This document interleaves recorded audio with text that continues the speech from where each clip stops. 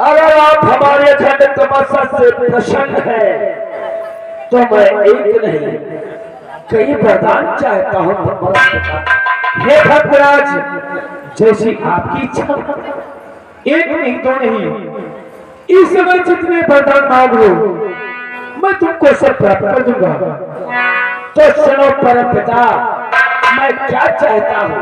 बोलो भक्तराज, क्या चाहते हो?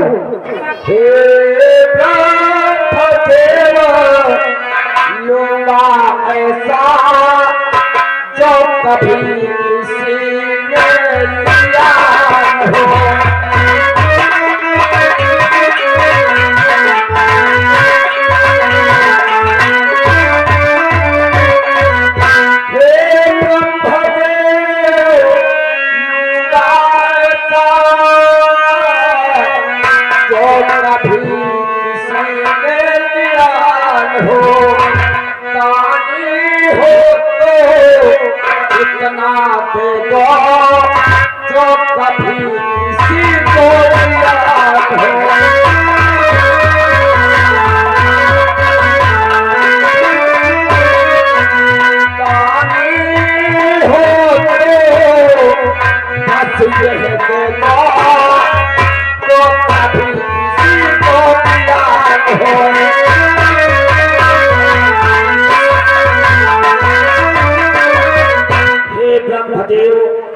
लूंगा ऐसा जो कभी किसी ने लिया हो, दानी हो तो बस इतना दे दो जो कभी किसी को कभी मैंने वरदान नहीं दिया, वो वरदान आप प्राप्त करना चाहते हैं, अपने दिल की इच्छा अवश्य से पूर्ण करो। तो परम पिता, मैं क्या चाहता हो? परंतु मत घबराओ, जानते हो अधिक नहीं मानूंगा, कुछ अधिक नहीं, बस इतना ही ऊपर मरूं नीचे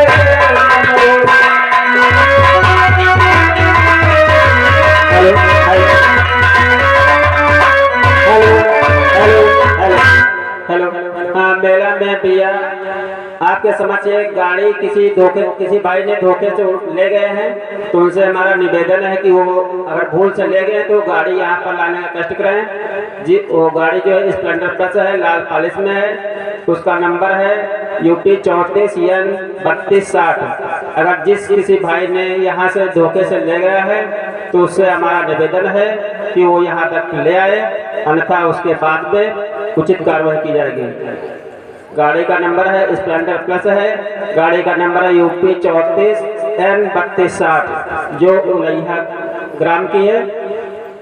अगर जहाँ तक आवाज पहुँच रही है, किसी भाई ने धोखे से ले गए हैं चाबी लगा के, तो उनसे हमारा निवेदन है वो यहाँ तक लाने का कष्ट करें, महान कृपा होगी।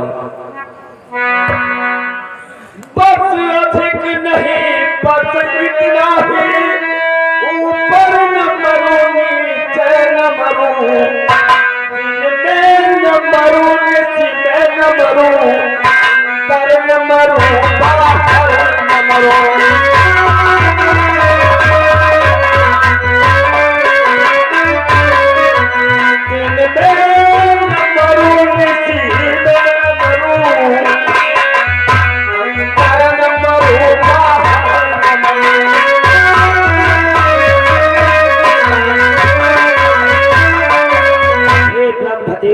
अधिक नहीं मानता हूँ, बस इतना वरदान दो कि मैं ऊपर न मरूं, नीचे न मरूं, दिन में न मरूं, रात न मरूं, अंदर न मरूं।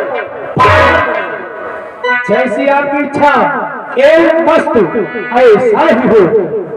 और परम पिता, और जानते हो मैं क्या चाहता हूँ? बोलो भक्तराज, क्या चाहते हो?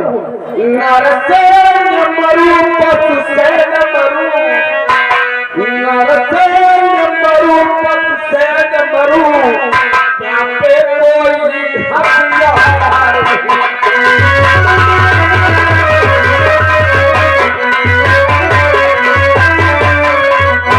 नर से न मरूं, पशु से न मरूं, यहाँ पे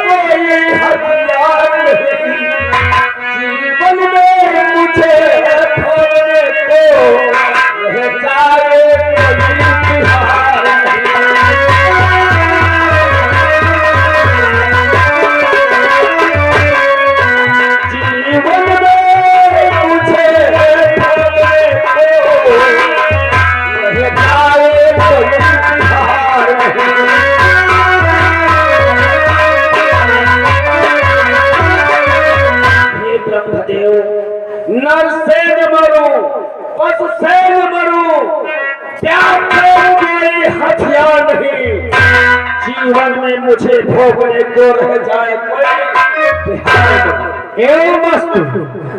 ऐसा ही होगा। हे परम पिता, मैंने जैसा सुना था वैसा पाया।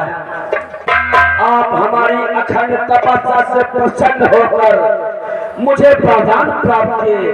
मेरा कोटि प्रणाम। कल्याण वस्तु, कल्याण वस्तु। भक्तराज, जाओ, मैंने वरदान दिया, आपने वरदान को प्राप्त किया। तुम्हारी तपस्या पे मैं प्रसन्न हूँ, जा सकते हो।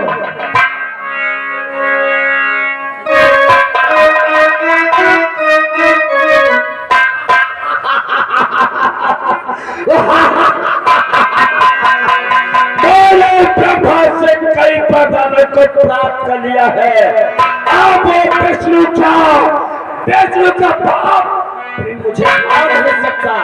ना तो मैं ऊपर मरूंगा, ना तो नीचे मरूंगा, ना तो मैं अंदर मरूंगा, ना तो बाहर मरूंगा, ना तो मैं अच्छे मरूंगा, ना तो सच मरूंगा। ना मुझे नर मार सकता है, ना मुझे दाना मार सकता है, ना कोई जीव जंतु मार सकता है। और वो बच्चों से अपने भाव धीराज का बदला हड़प अवश्य चुकाएगा। आ रहा हूं पिछले, आ रहा हूं।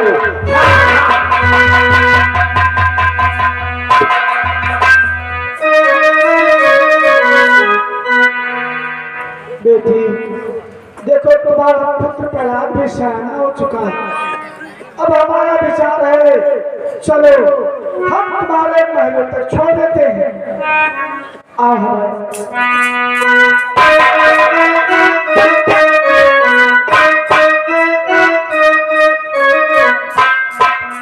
मैं मार्ग में गया था, देव ऋषि के चरण में खड़ा कश्यप का नारायण नारायण। कश्यप गयाधु को हमारे साथ में देख करके अचंभित हो गए।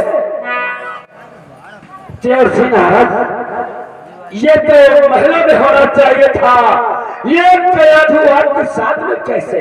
नारायण नारायण।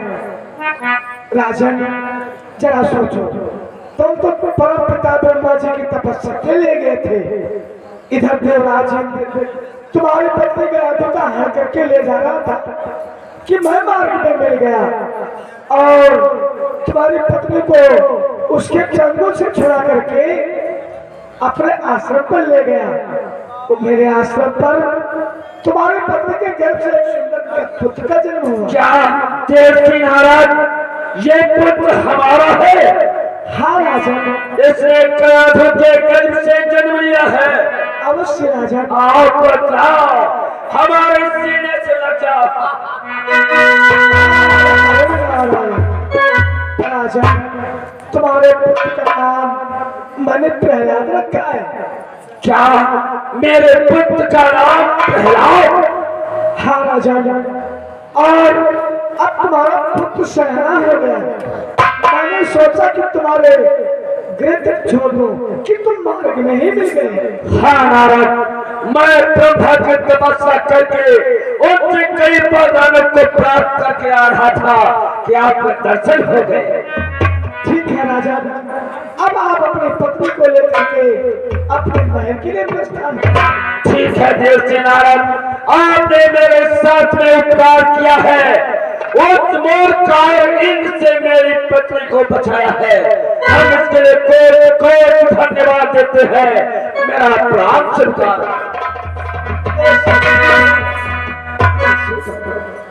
नारायण तैयार हो।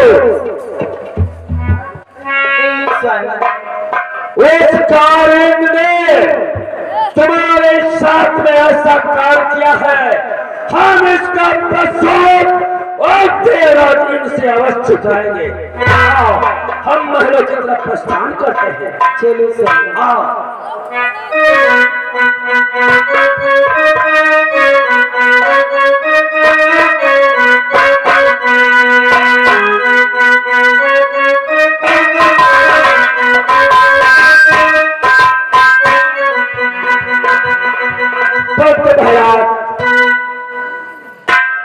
देखो यही मेरा राज तलवार है। हम यहाँ के राजा हैं और तुम हमारे पुत्र हो। आओ हमारे साथ में सिंहासन पर। पिताश्री।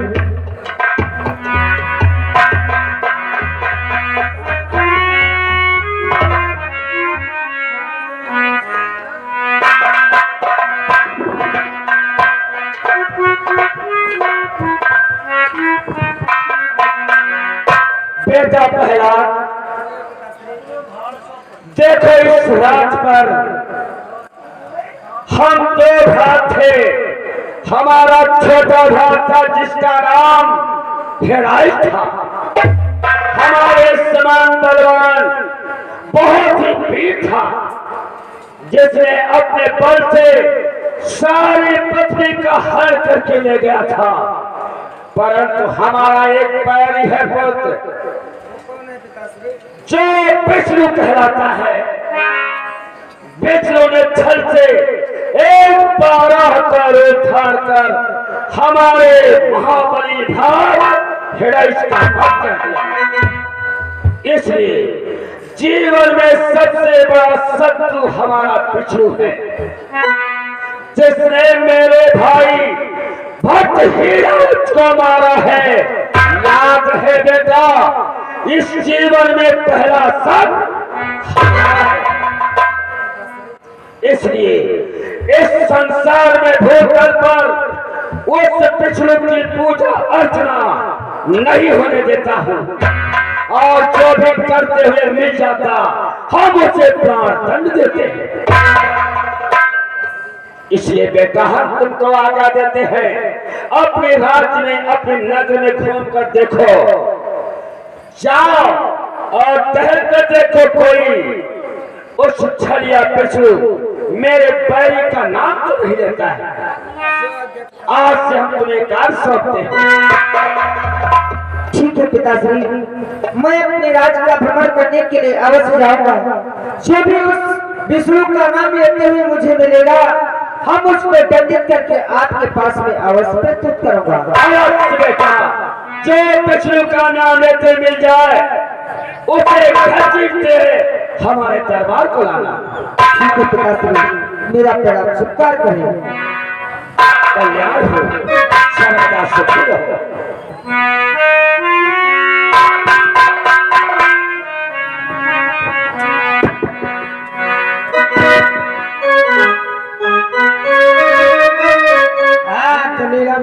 इधर देखते हैं प्रहलाद जाता है महाराज हिरण्यकश्यप के राज्य को भ्रमण करने के लिए देखने के लिए। और इधर देखे इन्हीं हिरण्यकश्यप के राज्य में एक कुम्हार और कुम्हारिन रहते थे जो भगवान विष्णु के बहुत ही अनन्य भक्त थे। आइए देखते हैं उनकी सीन आप लोगों के समझ प्रस्तुत हो रही है। सीन में ध्यान दीजिएगा।